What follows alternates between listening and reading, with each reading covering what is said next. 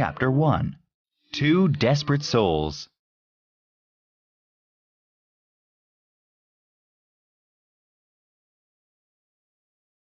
One cold evening in October of 1815, a man with a long beard and dirty clothes walked into the French town of Digne. The man was in his 40s and very strong. He carried a bag and a walking staff. The man entered an inn and said to the innkeeper, "I've been traveling for a long time, and I'm very tired. I need a meal and a place to sleep. I have money to pay you." The innkeeper looked closely at the strange man. "I know who you are. You are Jean Valjean. You've just been released from prison. I don't serve people like you. Get out of here immediately." Jean Valjean left peacefully. Outside it was dark, cold, and windy. He was desperate for a place to rest. He lay down on a stone bench in front of a church and tried to sleep. But a woman came out and asked, "How can you sleep outside on that stone bench?" "I've been sleeping on a wooden one in prison for 19 years. What's the difference?" The woman pointed to a small house next to the church. "You could stay there," she said. The Bishop of Digne was a gentle old man who lived with his sister and a servant. He helped anyone who was in need, and he never locked his doors.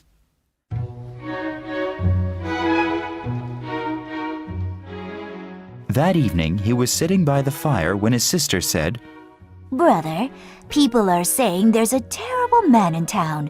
The police have told everyone to lock their doors and windows." But the bishop only smiled. Suddenly there was a loud knock at the door. "Come in," said the bishop. The bishop's sister and servant trembled when Jean Valjean walked into their house, but the bishop was calm. "I am Jean Valjean," said the stranger. "I've just been released from prison after 19 years. I've been walking for 4 days, and I desperately need a place to rest. Can you help me?" The bishop told his servant to set another place at the table for Valjean. "Sit down and warm yourself, Monsieur Valjean," said the bishop. "Dinner will be ready soon." After the big meal, Valjean began to relax and look around the small house. The bishop's house was not luxurious, but he could see the valuable set of silver knives, forks, and candlesticks at the table. Then he noticed the bishop's servant putting the silverware away in a cabinet. The bishop handed one of the candlesticks to Valjean. "Here, this will light your way. Follow me to the spare bedroom," said the bishop. Once they were in the room, the bishop said, "Good night, and don't forget to have a bowl of our fresh cow's milk before you leave tomorrow."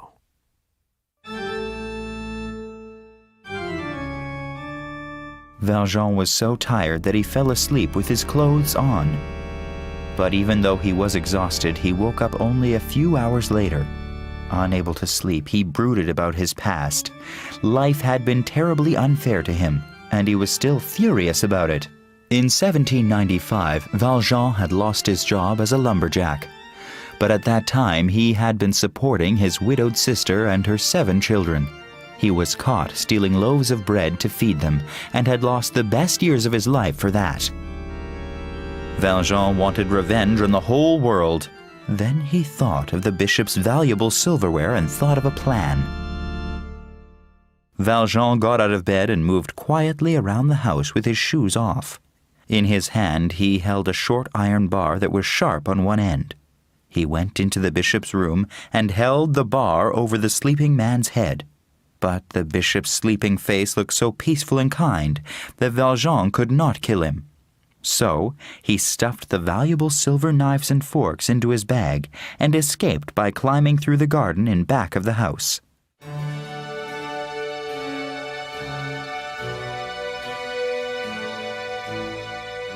The next morning, the bishop was sadly examining some flowers in the garden that had been damaged during Valjean's escape.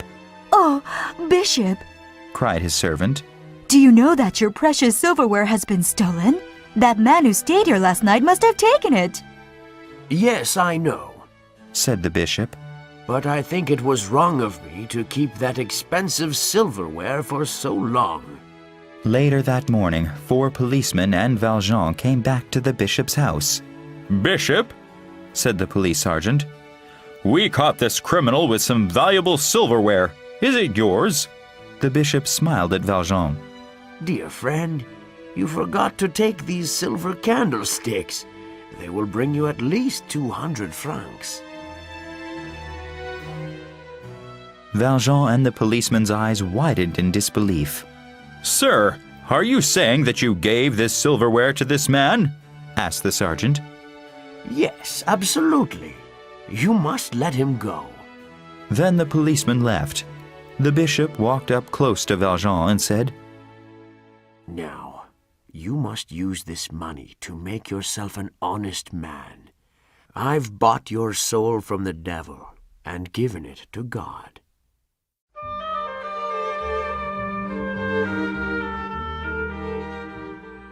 Jean Valjean wandered into the countryside feeling confused. When the world had been unfair to him, and he had been very angry, things had made sense to him. But now that he had been shown such great kindness, he didn't know what to do. Then, as he crossed a large field, Valjean encountered a 10-year-old boy. The boy was walking, whistling, and happily tossing a silver coin into the air and catching it. Valjean held out his hand and caught the boy's coin. Please, sir, give me my coin back. I'm just a chimney sweep, and it's all the money I have. "Go away," said Valjean. But, monsieur, please! Cried the boy. Valjean raised his stick to strike the boy. The boy became very frightened and ran away. Once the boy was out of sight, Valjean looked at the coin in his hand. He could not believe what he had done. He called for the boy to come back, but the boy was gone. He sat down exhausted on a rock, and for the first time in 19 years, he wept.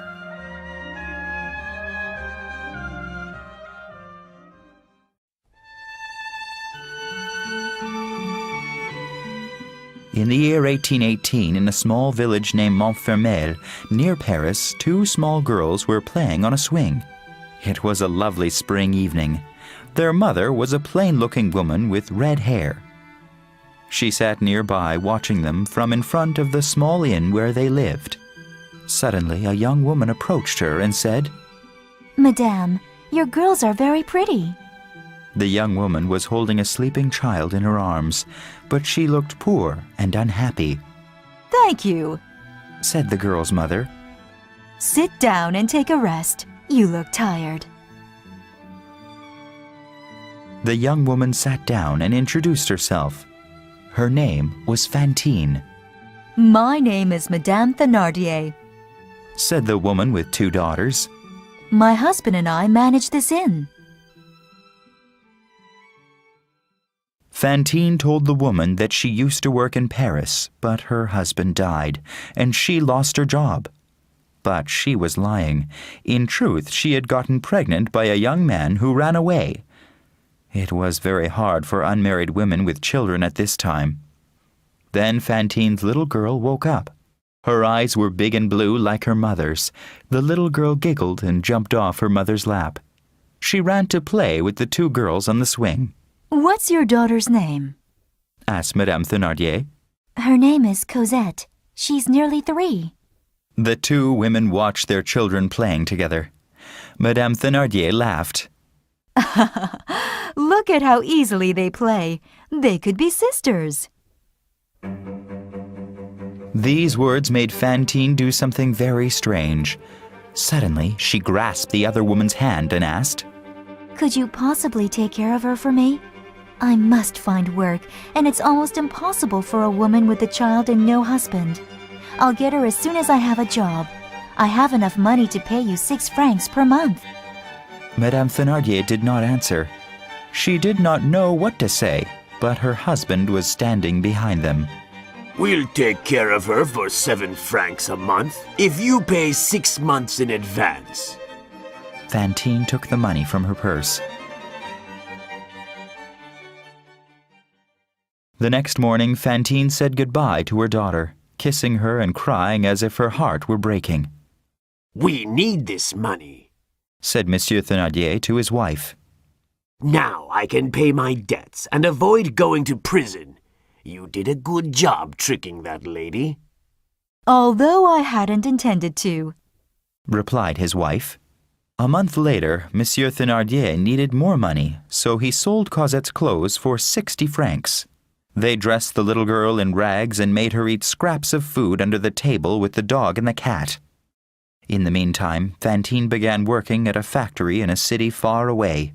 She sent letters and money for her daughter every month. The Thénardiers began to ask for more money, and Fantine gladly paid it. They told Fantine they treated her daughter well, but in truth, while they treated their own daughters, Éponine and Azelma, very well, they treated little Cosette like a slave. Fantine was careful to keep her daughter a secret at the factory where she worked. But the women there finally discovered that she was an unwed mother and told everyone.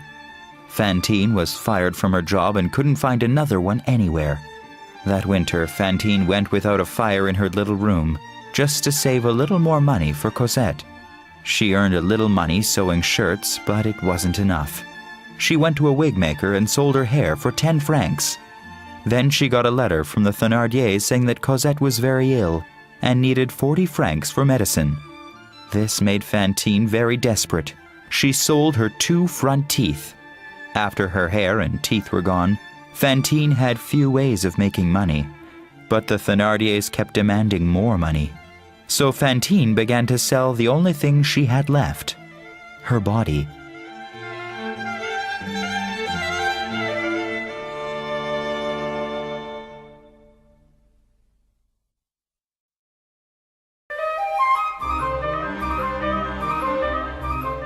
Chapter 2. The Guardian. On a cold winter night, a poor-looking woman with no teeth was arrested for attacking a man on the street. At the police station, Inspector Javert decided to send her to prison for 6 months. Please don't send me to prison. Cried the woman. If I don't pay the money I owe, my daughter will lose her home and have to live in the streets. Inspector Javert ignored her and told his men to take her away. But suddenly a voice said, "Wait, just a moment, please. I saw what happened in the street. It was the man's fault, not this woman's." Javert looked up to see Mayor Madeleine, the most important man in town.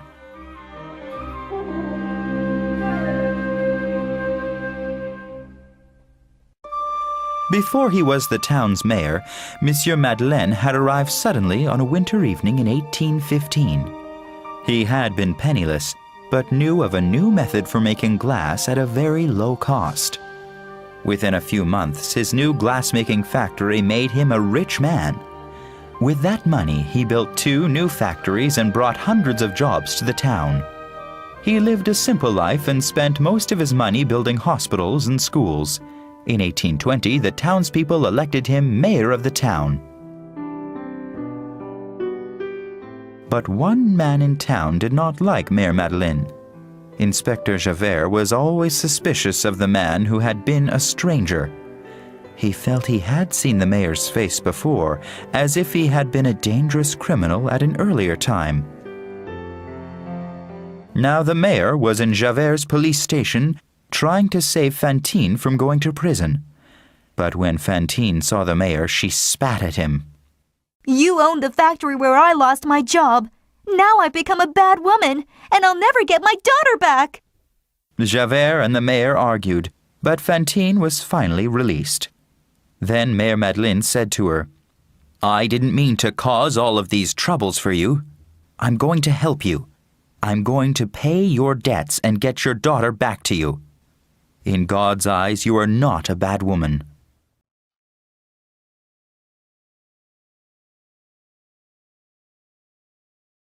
Fantine wept at the kindness the mayor was showing her. She knelt down and kissed his hand. The mayor sent the Thénardiers 300 francs and told them to send Cosette to him right away. But Monsieur Thénardier wrote back demanding 500 francs. Mayor Madeleine sent the money, but the Thénardiers still didn't send Cosette. Even though Fantine was close to being happy again, the years of misery and poverty had left her very weak. She became very sick and couldn't get out of bed. Whenever Mère Madeleine visited her, all she asked was, When can I see my Cosette? "Soon," he said, to which she would smile with joy. One morning, Mère Madeleine was preparing to travel to the Thénardier's town himself and pick Cosette up.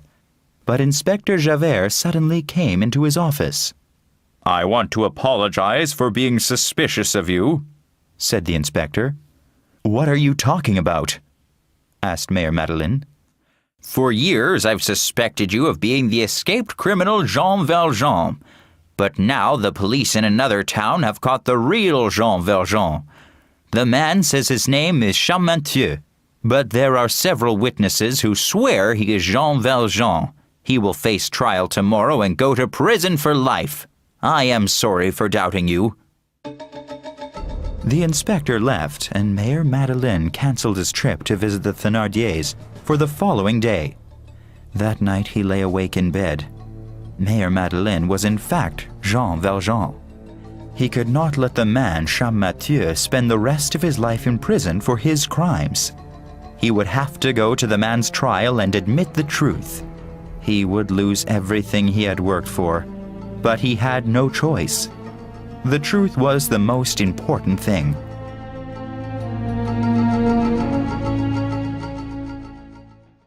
The next morning, Mère Madeleine traveled to the town where the trial was taking place. When he arrived, he saw that Champmathieu was a large man-child who was not intelligent enough to defend himself. Just when the judge was about to convict Champmathieu of being Jean Valjean, Mère Madeleine stood up and said, "This man is not Jean Valjean. I am." Gasps were heard around the courtroom. No one believed him at first, but he told them information that only Jean Valjean could have known. "I must leave now," said Mère Madeleine. "I have some business I must do, but I'll not try to escape when my business is finished." They let him leave the courtroom, and the judge allowed Champmathieu to go free.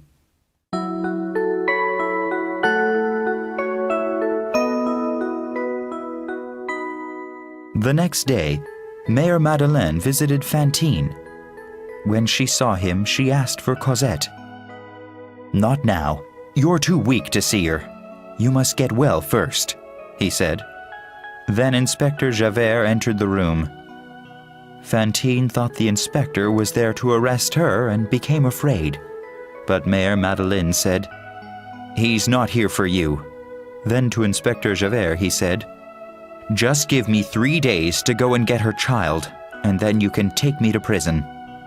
"I'm not going to give you 3 days to escape," said Inspector Javert. But my child! Cried Fantine. "Shut up, you dirty whore!" shouted Inspector Javert. "This man is not Mère Madeleine, and he's never going to bring your daughter to you. He's a dangerous criminal named Jean Valjean, and he's going to prison." Fantine fell back on her pillow and lay totally still. Jean Valjean ran to her bedside. She was dead. "Your words have killed her!" he yelled at Inspector Javert. "Come to the police station with me now, or I'll call my men to arrest you by force," said Javert. Jean Valjean kissed Fantine's head and said to the inspector, "I'm ready to go now." 2 days after being arrested, Jean Valjean escaped from prison. He managed to break the bars over his window and disappeared into the night. On Christmas in 1823, business at the Thénardiers' Inn was very good. The guests ate and drank noisily while Cosette, now 8 years old, sat in her normal place under the kitchen table. She was dressed in rags, knitting wool stockings for the Thénardiers' 2 daughters. One night, Madame Thénardier ordered Cosette to go out in the cold to get a bucket of water. As she left, Madame Thénardier gave her a coin and told her to get some bread, too. Cosette walked through the dark woods to the stream. As she filled her large wooden bucket, she didn't notice the coin Madame Thénardier had given her fall through a hole in her pocket and into the frigid water. Then she began to lug the heavy bucket full of water through the woods and up the hill to the inn. The bucket was so heavy that she had to stop every few steps for some rest. Suddenly, a huge hand reached down from the sky and picked up the water bucket. Cosette looked up to see an enormous old man standing there. "What a heavy bucket this must be for a child as small as you," the man said while looking at her through gentle eyes. Cosette was not afraid of the man. She trusted his eyes. They walked back through the village together. As they walked, she told him everything about her life with the Thénardiers. As they neared the inn, he gave her the bucket and they entered the inn together. Why were you gone so long? Madame Thénardier asked angrily.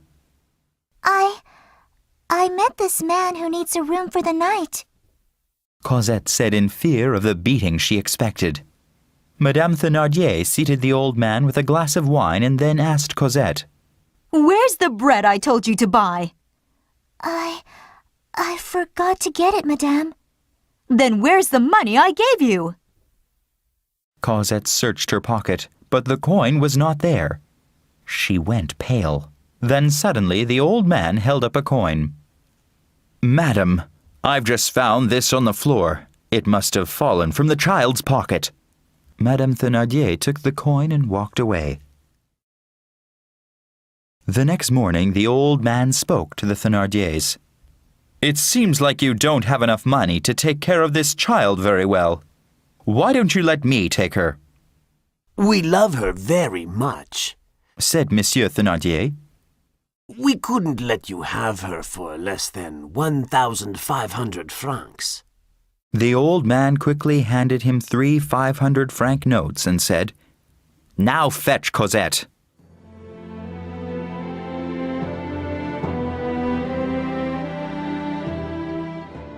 The man gave her some fine new clothes and they left hand in hand for Paris. Cosette didn't know who the man was, but she had a comforting feeling that God was guarding her through this man. The man was Jean Valjean. Jean Valjean took Cosette to a large old building on the outskirts of Paris. Cosette was asleep in his arms. He took her up to the room he had rented since his escape from Inspector Javert. The days began to pass in great happiness for Cosette and Valjean.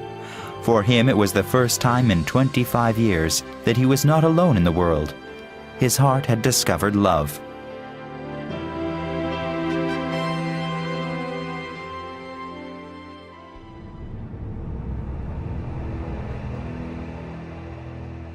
One evening, Valjean heard someone on the stairs outside his room. He ran to the keyhole and saw the back of a familiar coat walking down the stairs. "Javert," he said to himself. The next day he prepared to leave their room for a safer place. That night, as they walked along the narrow streets under the light of the full moon, Valjean realized 4 men were following them at a distance. As he looked back through the moonlight, he could clearly see the face of Inspector Javert. He gripped Cosette's hand tightly and began to weave through the confusing system of alleyways. After walking down a long lane, he came to a dead end. There was a tall building with barred windows and doors on one side, and a high wall on the other. He could climb the wall himself, but how could he bring Cosette?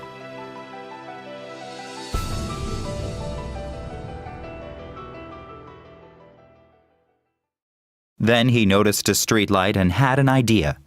He opened up the box at its base and ripped out some wires. Then he tied the wire around Cosette's waist and climbed the wall, pulling her up after him.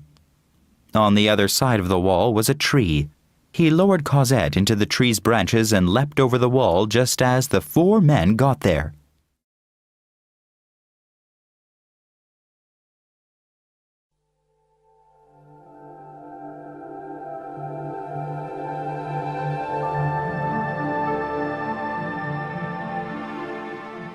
Chapter 3.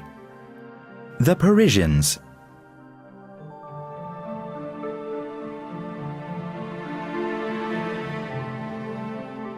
A night after the Battle of Waterloo in June 1815, a robber quietly stole money and jewelry from the bodies of dead soldiers on the battlefield.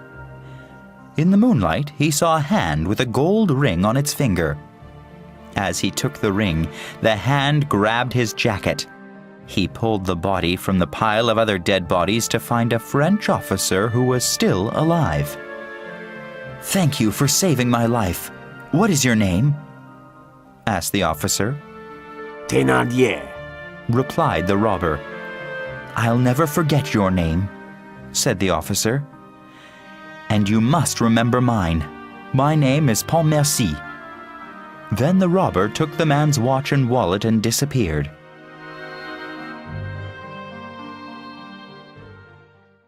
The officer, whose name was Georges Pontmercy, had a son named Marius. Marius, whose mother had died, lived with his grandfather, a very wealthy man named Monsieur Gillenormand. But Monsieur Gillenormand hated his son-in-law Marius's father. After Georges Pontmercy recovered from his injury, Monsieur Gillenormand paid him to stay away from his son. Pontmercy accepted the offer because he wanted his son to have a good life.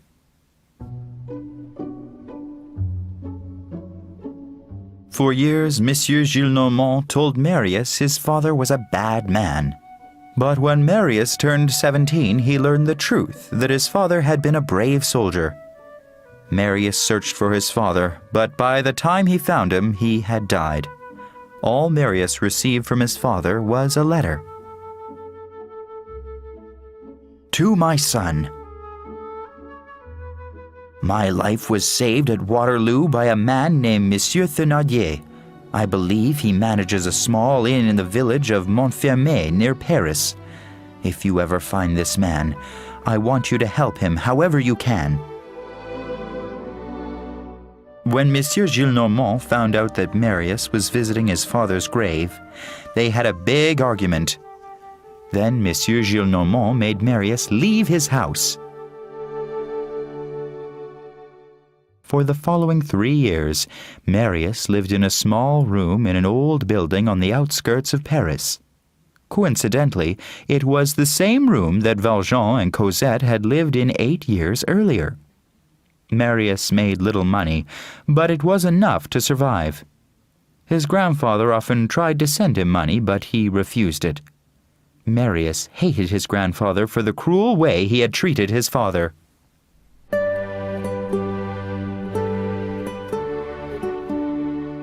Marius was a handsome young man, but he was very shy. He lived a quiet life of studying, writing, and taking daily walks. Sometimes on his walks, Marius noticed an elderly man and a young girl who always sat on the same bench in the Luxembourg Gardens. The girl was 13 or 14 and always wore the same black dress, but what Marius noticed were her lovely blue eyes. For some reason, Marius stopped going to the Luxembourg Gardens. When he returned 1 year later, they were in the same place. The only difference was that the thin girl of a year earlier had become a beautiful young woman. She had soft brown hair, smooth pale skin, deep blue eyes, and a gorgeous smile.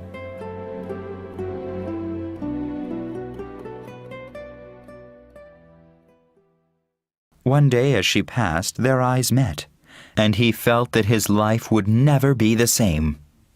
He began to watch the old man and the girl every day. He followed them so much that the old man started to become suspicious of him and began coming to the gardens less frequently, sometimes without the girl. When the old man and girl stopped visiting the gardens, Marius became depressed. So he tried to find out where they lived. Finally, he learned they lived in a small house at the end of a street named Rue de l'Equestre.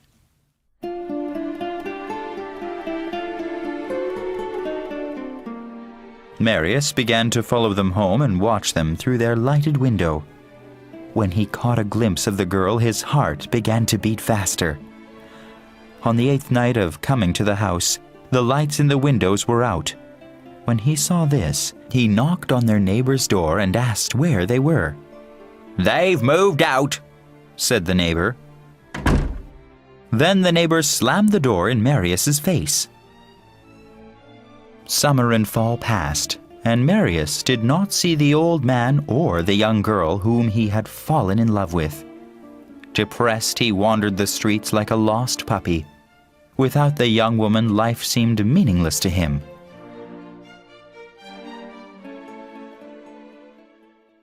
Then one day Marius found a packet of 4 letters near his room. When he read the letters, he saw that they were supposedly written by 4 different people. Yet they were all written by the same hand. They stank of cheap tobacco, and they were all asking for money.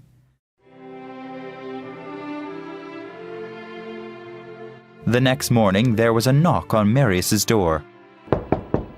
When he opened it, he saw a thin, sick-looking girl who was missing some teeth.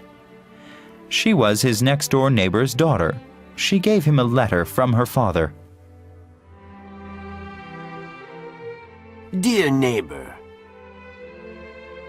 I kindly remember how you paid my rent 6 months ago.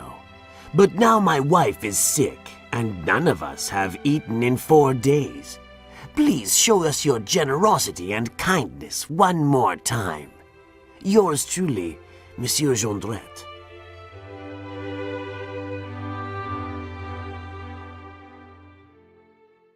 Marius realized that the handwriting and cheap tobacco smell was the same as the letters he had found the night before. All of them were from the poor family in the next room. He had never paid attention to the Jondrettes in the months they had been his neighbors, but now he realized Monsieur Jondrette's business was writing dishonest letters that asked for money from people who he thought were wealthier than him. While Marius was reading the letter, the girl watched him. Then she moved closer to him and put her cold hand on his shoulder. You know, Monsieur Marius, you're a very handsome boy. You never notice me, but I see you looking lonely all the time. I think I have something of yours. Marius said, moving away from her touch. He handed her the parcel of 4 letters that he had found. Oh, yes, I've been looking all over for these. Taking out one of the letters, she said, This one's for the old man who goes to church every day. If I hurry, I'll be able to catch him on the street. He might give me enough for dinner.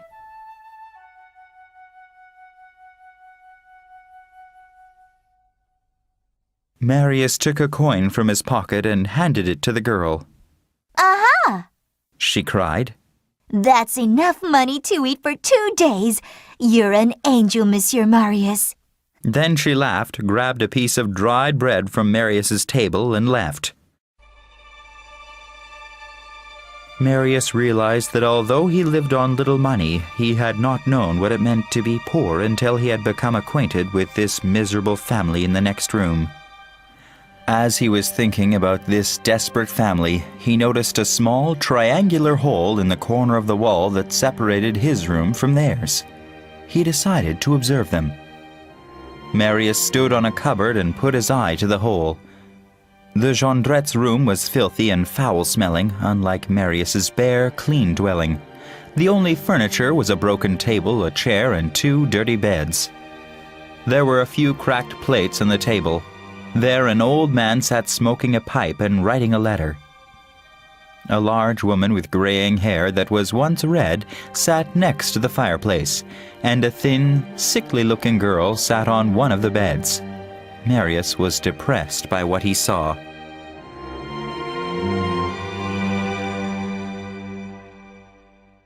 Marius was going to stop looking when suddenly the girl who had come to his room bounded through the Jondrette's door.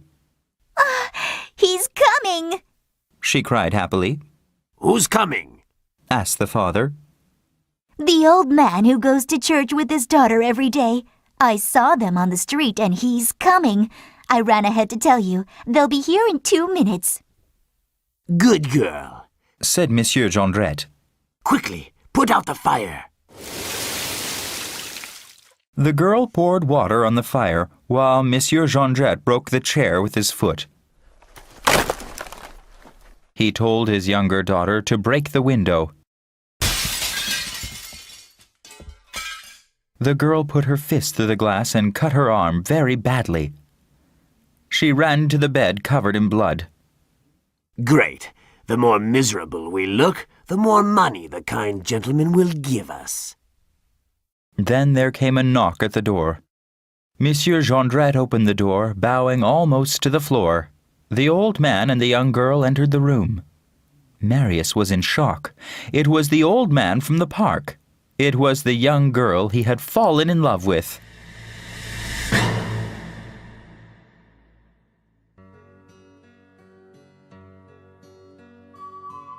The old man handed Monsieur Jondrette a package. "Here are some warm clothes and blankets for your family." Thank you, sir. As you can see, we are without food or heat. My wife is very sick, and my daughter injured her arm at the factory where she works. The young girl who had hurt her arm screamed with pain. The kind old man took a coin from his pocket and put it on the table. 5 francs is all I have right now. I'll come back later this evening with some more money for you. After they left, Marius tried to leave his room to follow them. He had to know where the beautiful young girl lived, but the Jondrette girl was back at his door. She came into his room. What do you want? He asked, annoyed with her. You were kind to us this morning. Now I want to be kind to you. She said in a very suggestive manner. I want to do something for you. Marius thought for a moment. Do you know the address of the old man and girl who just visited your home? She looked disappointed but said, No, but I can find out if you wish. The Jondrette girl left, and Marius found himself overcome by emotion for the mysterious young girl. Then he heard Monsieur Jondrette's voice coming through the hole in the wall. He jumped back on the cupboard and listened. Are you sure it was them? Asked Madame Jondrette. I'm sure I recognized both of them. It's been 8 years, but I'm sure. Her? Said Madame Jondrette. Her voice was filled with hatred. You must be wrong. That child was ugly, but this girl is nice looking. I'm telling you, she's the same one. Said Monsieur Jondrette. And they're going to bring us lots of money again. When that old man comes back at 6 o'clock, I'll have a gang of friends here to make sure he gives us all of his money. Or he won't leave this room walking on 2 legs. Then Monsieur Jondrette let out an ugly laugh. Marius knew he had to save the old man and the young girl he loved. He went to the nearest police station and asked to speak to the chief. "He's away," said a policeman. "I'm the next in charge. My name is Inspector Javert. What do you want?"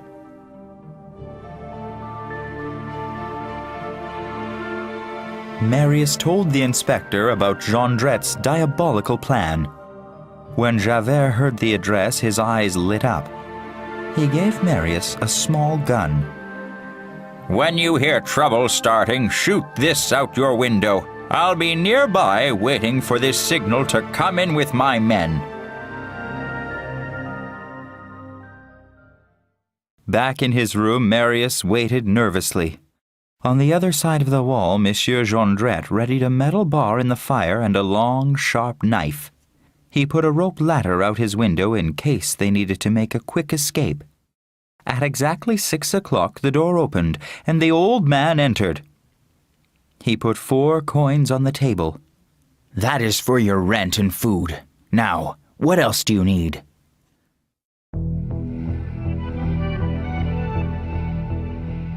After a few minutes of small talk, Monsieur Jondrette called in his friends.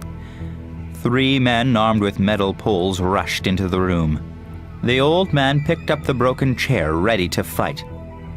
Marius prepared to fire his pistol. Don't you recognize me? Monsieur Jondrette asked the old man. No, the old man replied. My real name isn't Jondrette. It's Thénardier. Now, do you know me? The old man trembled. Upon hearing the name Thénardier, Marius almost fell from the cupboard he was standing on. It was the name of the man who had saved his father's life. Suddenly, he could not fire the gun to call the detectives as he had planned. 8 years ago, you took Cosette away from us. She was bringing us lots of money. You're the cause of all our problems. You're just a dirty criminal, said the old man. You think I'm a criminal? I saved an officer's life at the Battle of Waterloo. I'm going to teach you a lesson. The old man tried to jump out the window, but the 3 men held him down. Marius did not know what to do. Thénardier pulled out his long knife. He was preparing to kill the old man. But suddenly the door burst open and Inspector Javert appeared with 15 policemen.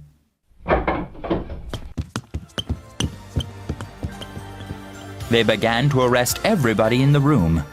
Amid the confusion, the old man managed to escape out of the window. He was gone before they noticed him missing.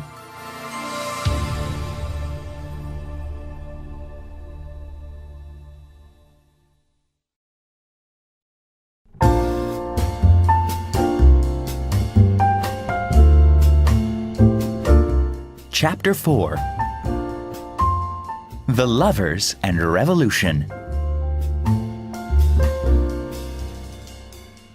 Marius did not want to give evidence against Thénardier out of respect for his father's wish. Marius moved out of his room and in with his friend Enjolras. One day, Marius was sitting by a stream dreaming of his love when he heard a familiar voice. He looked up and recognized Éponine, the Thénardier's daughter. Finally, I found you, She said.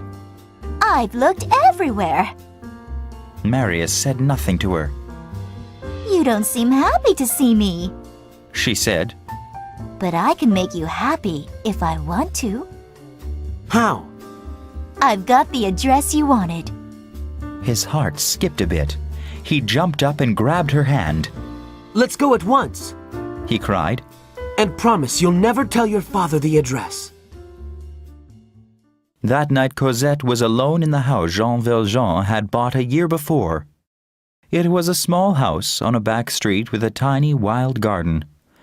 Valjean was away on business and she was playing the piano when she heard footsteps in the garden. When she took a look, the garden was empty.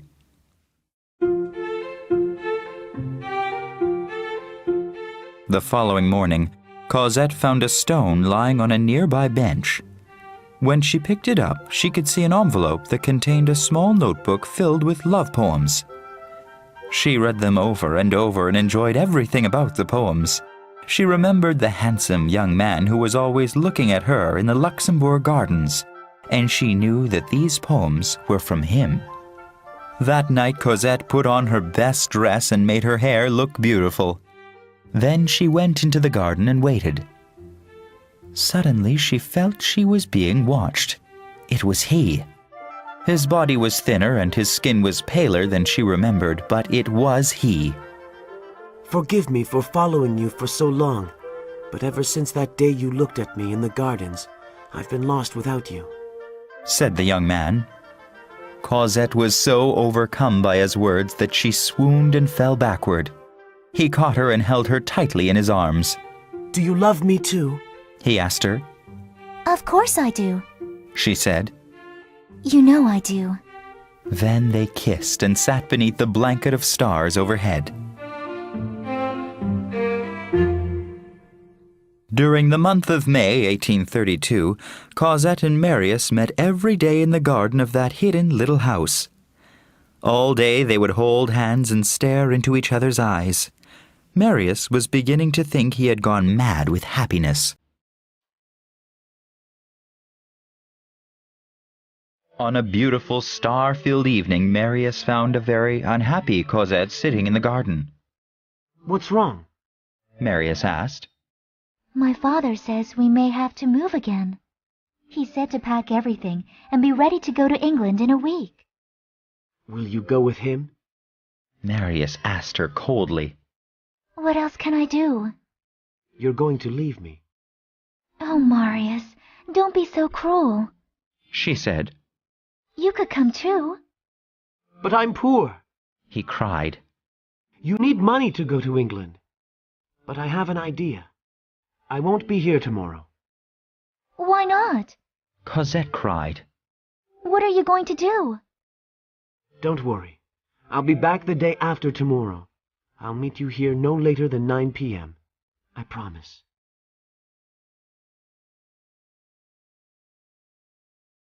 Marius's grandfather, Monsieur Gillenormand, was now 90 years old. He was very unhappy that he had not seen his grandson for years. He was too proud to admit he was wrong, but he secretly hoped his beloved grandson would return one day.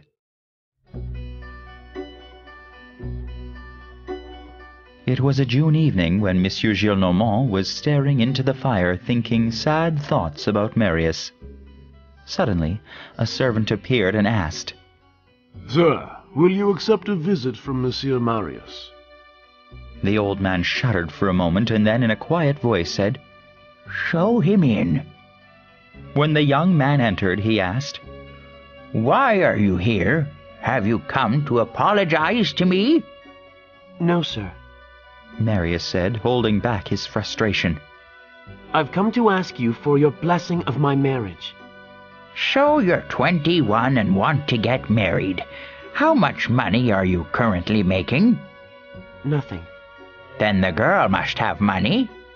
I don't know. 21 with no job and no money. Your wife will have to count her change carefully when she goes to the market. Please, grandfather. I love her so much. I beg you to bless us. The old man gave a disgusted laugh. Ha! Never!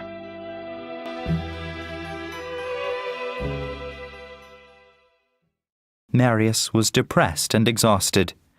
When he returned to Enjolras' apartment, Enjolras was there with some of his revolutionary friends. The group was excited because there was about to be a battle in the streets between the government soldiers and the revolutionaries.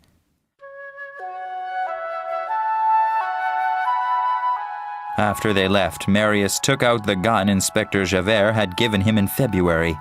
He put it in his pocket and wandered around the streets. At 9 o'clock, he climbed into her garden, but she was not there as she had promised. There were no lights on in the house and the windows were closed. Marius was so upset that he beat his fists on the wall. When he had no more energy left, he sat down. She was gone, he told himself. There was nothing left for him to do but die. Then he heard a voice calling his name from the street. Monsieur Marius! What is it? He replied. Monsieur Marius, your friends are waiting for you at the barricade in the Rue de Chanvrerie. They'll be fighting the soldiers soon. When Marius looked over the wall, he saw the figure of the Thénardier's daughter Éponine running off into the shadows. The spring of 1832 found Paris in a state of revolution. When the despotic Charles X was overthrown by a peaceful revolution in 1830, King Louis-Philippe assumed the throne. The new leader failed to understand the needs and power of the poor and the concept of free speech. He often sent soldiers to attack citizens who were protesting in public. The mood of the workers and the poor was inflamed. When General Lamarck died, their dissatisfaction erupted. General Lamarck had been popular with the French people because he was a staunch supporter of democracy and Napoleon. The funeral began quietly, but when the large crowd of protesters tried to take the coffin away from the soldiers, shots were fired, and people began to die. Paris was gripped in a state of war.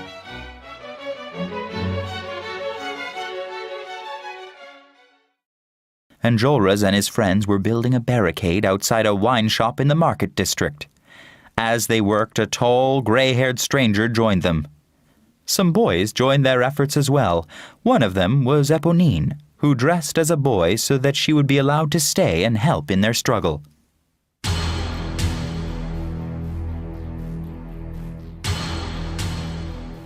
When they had finished building the barricade, Enjolras and his men took a rest. There were 50 of them preparing to fight against 60,000 soldiers. The odds were against them, and they knew it. As they sat drinking their wine, Enjolras began to suspect the tall, gray-haired stranger of being a spy. You're a police officer sent here to spy on us. Admit it. Said Enjolras. The man tried to deny it, but eventually he admitted the truth. He was a police spy. My name is Javert, said the man. Enjolras took him prisoner and tied him to a post. Then he told him, We are going to shoot you 2 minutes before the barricade falls. As Marius neared the barricade, the soldiers attacked. Bullets whizzed everywhere. Marius saw Enjolras being attacked by a soldier. He pulled the gun from his pocket and killed the soldier. But while he was saving Enjolras, he did not see another soldier aiming a gun at him. The soldier fired, and at that moment, a boy jumped in front of the gun to save Marius. All around were the dead bodies of rebels and soldiers.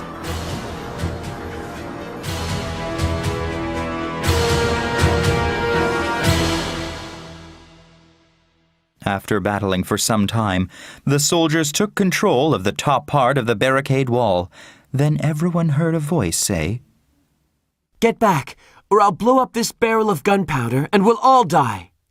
It was Marius. He lowered his torch to the barrel, and all the soldiers retreated. Enjolras was overjoyed to see Marius, and they embraced. Then Marius heard a weak voice call his name. He looked down and saw Eponine, dressed in the clothing of a boy and covered in blood. Don't worry, he said to her. We'll get a doctor to help you. No, it's too late. She said as the blood flowed from her like red wine. She put her head on his knee and asked him to kiss her forehead after she died. Marius said he would. Then she said, I can't lie to you. I have a letter in my pocket that Cosette asked me to give you. I was going to keep it since I am so jealous of her. I am in love with you. Then she died, and Marius kissed her forehead.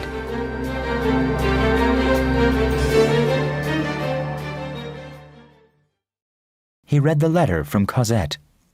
My dear, we must leave this house now. We're going to number 7 Rue de l'Homme Armé tonight. In a week, we'll move to England. I hope I see you again. All of my love, Cosette, June 4th. Marius kissed the letter.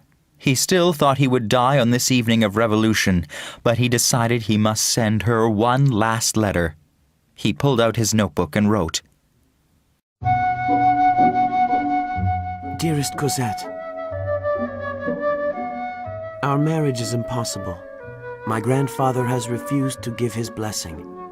I tried to see you, but you were gone. The situation here is very bad. I shall die tonight. I love you eternally, and my soul will always be near you. Love always, Marius. Then he folded the letter and wrote her address on it. A small boy was passing by, and Marius told him to take the letter to the address quickly. The boy took the letter and ran off into the darkness. Jean Valjean was very upset. He and Cosette had argued for the first time ever. She had not wanted to move out of the house. Now, in their new house, they went to bed without speaking to each other. The next day, Valjean heard about the fighting in the city, but he did not care. He was happy that they would soon be in England, but then something caught his eye. In the mirror, he could see the blotter that Cosette had used to dry the ink on a letter she had written. He began to read it, and realized that she was in love with someone. Jean Valjean felt angry and betrayed that someone wanted to take away the only person he had ever loved. He knew that it must be the young man they had seen so often at the Luxembourg Gardens. He went out on the front step, his heart burning with hatred.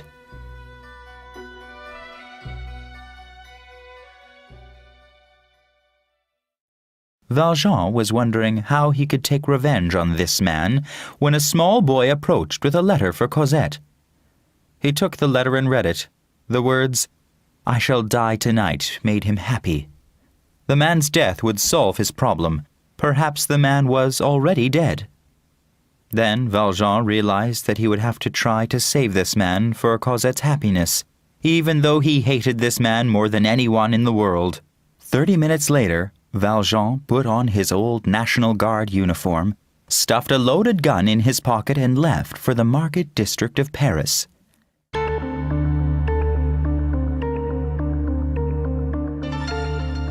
That night, 37 rebels survived behind the barricade. When they collected the dead, they found 4 National Guardsmen uniforms. These uniforms could be used as disguises for the married men in their group. The men began to argue about who would stay behind to fight, since there were 5 married men and only 4 uniforms. Each man wanted to be the one to make the sacrifice. Then a 5th National Guardsman uniform fell in front of them. It was Valjean's. "Now all 5 men can leave," he said. He joined the group behind the barricade. Shortly after, the soldiers began firing cannonballs at them. The barricade began to crumble under the attack.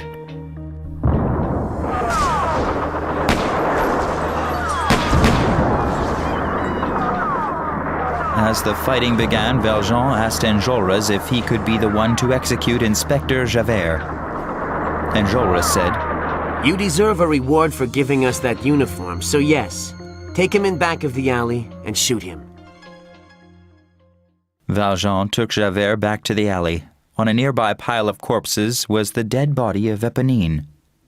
"I think I know that girl," Javert said, sadly resigned to his fate. "Now take your revenge."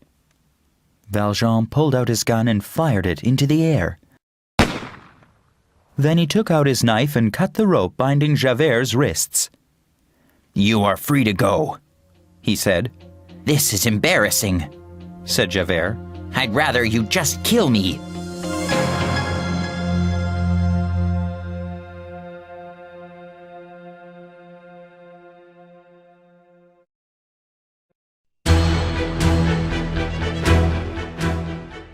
Chapter 5. Redemption.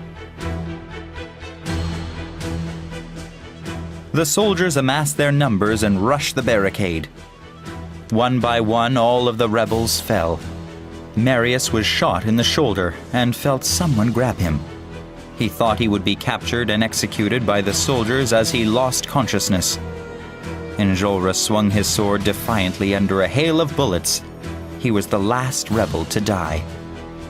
Marius was not taken prisoner. After he was shot and passed out, Valjean grabbed him and pulled him into the alley behind the barricade. There seemed to be no escape from the advancing soldiers. Valjean looked all around, then he saw the answer. There on the street was a hole covered by an iron grill. Valjean lifted the grill, hoisted Marius onto his shoulders, and climbed down into the sewers of Paris. Down there it was slippery and dark. Valjean struggled to carry Marius as he trudged through the river of flowing sewage into the blackness before him. After walking for a long time, he had to take a rest. He stopped to bandage Marius's bleeding wounds.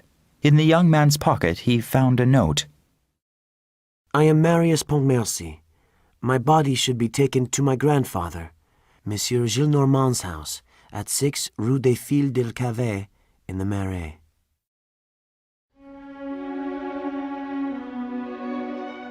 Valjean memorized the address and continued his journey through the sewer toward the river.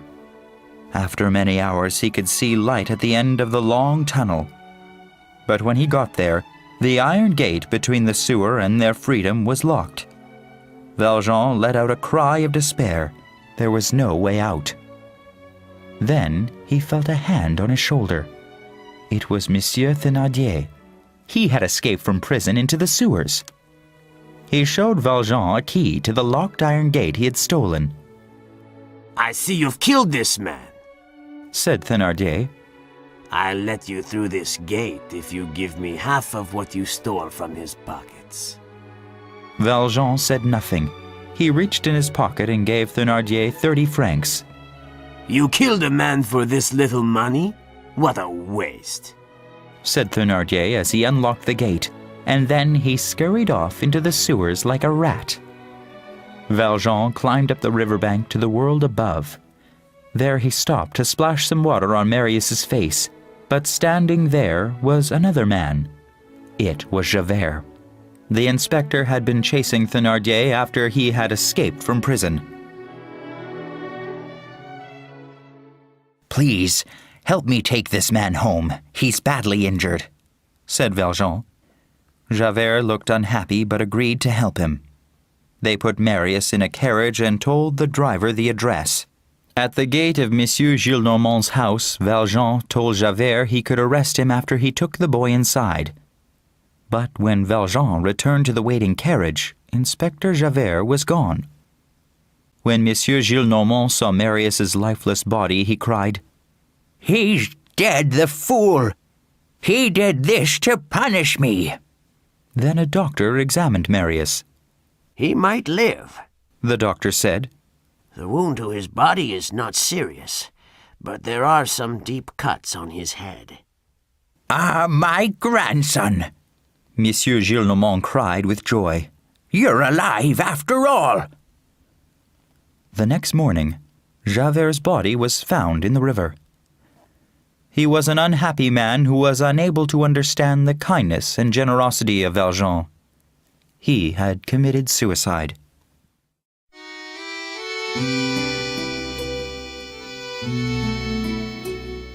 Marius spent the next 3 months recuperating. Grandfather, he said one day, I still plan to marry Cosette. Of course, my boy, said Monsieur Gillenormand, who had become a much kinder man since his grandson was returned to him alive. It's all been arranged. She's just waiting for you to heal properly as the doctor ordered. I've gotten to know her and her father. I think she's a charming girl. Marius was overjoyed. Later that day, Cosette came to visit him with her father, who had a strangely nervous smile. Their wedding was set to take place in February of the following year. The happy couple decided they would live with Monsieur Gillenormand after they were married.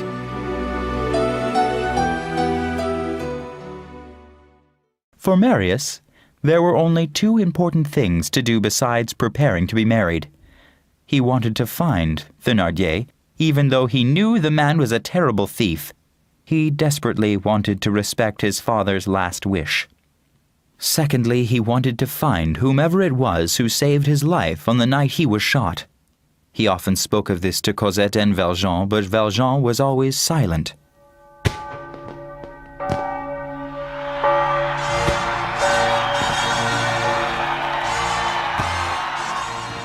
The night of the wedding was wonderful. The only thing that made Cosette unhappy was that Valjean had said he felt ill and had gone home before the feast.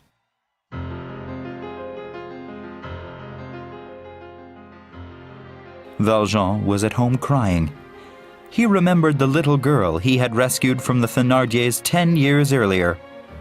He felt very sad that he was no longer the most important man in her life.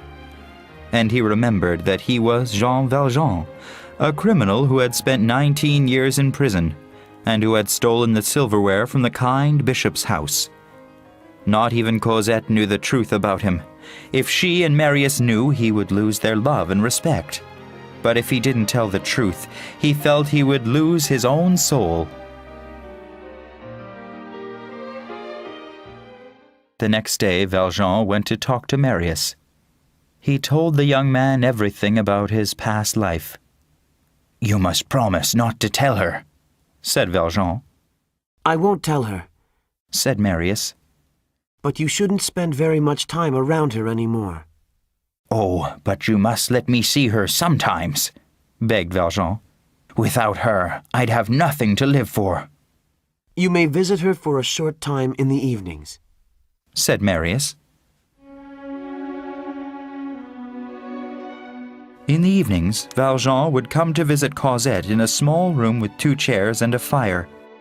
She begged him to come and live with them, but he always declined. He would not even let her call him father anymore. You have a husband now. You don't need a father.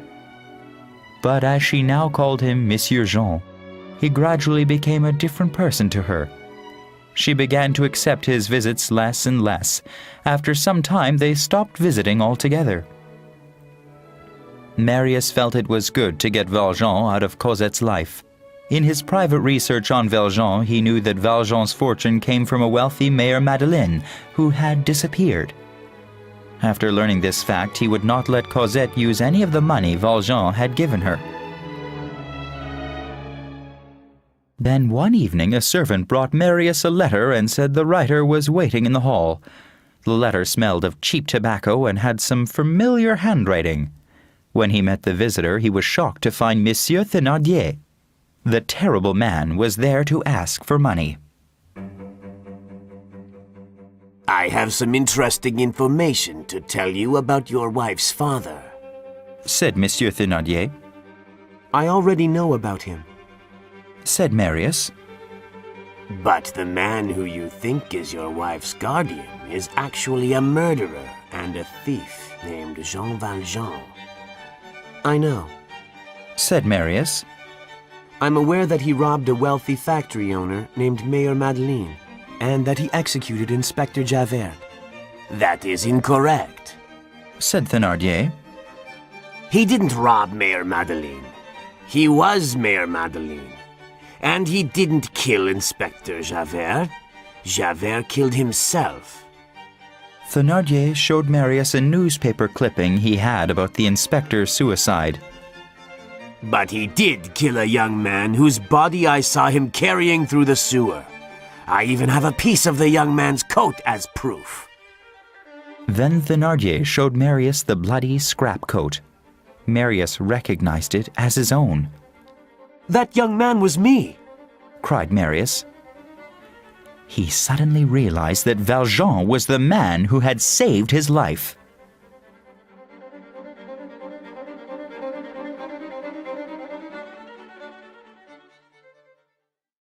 Marius gave Thénardier enough money to take his remaining daughter, Azelma, to America and start a new life. Then he ran to Cosette and told her everything. Your father was the man who saved me. We must go to him at once.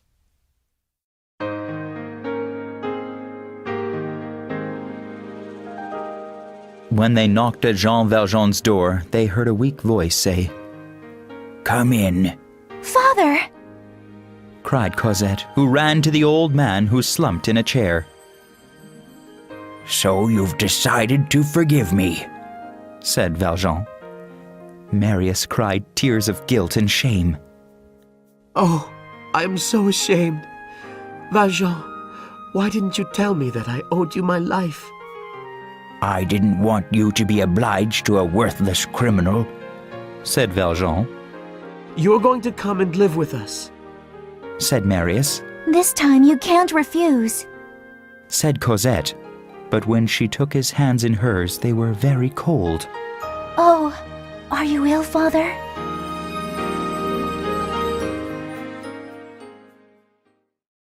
No, not ill, said Valjean. I'm dying. But to die is nothing. Not to live is terrible. Valjean's breathing became difficult. He pointed to a nearby table. Cosette, I want you to have those silver candlesticks. The person who gave them to me is watching us now. I hope he is pleased. Now, Cosette, the time has come for me to tell you about your mother. Her name was Fantine. You mustn't forget it. She loved you very much and suffered greatly. Her great sorrow was as much as your great happiness is now. God balances things that way. I will leave you now, but remember to always love each other. Love is the only thing that matters in life. Cosette and Marius knelt beside Valjean, weeping as the final breath escaped from his lips. In the light of the 2 candlesticks, they could see on his face a peaceful smile.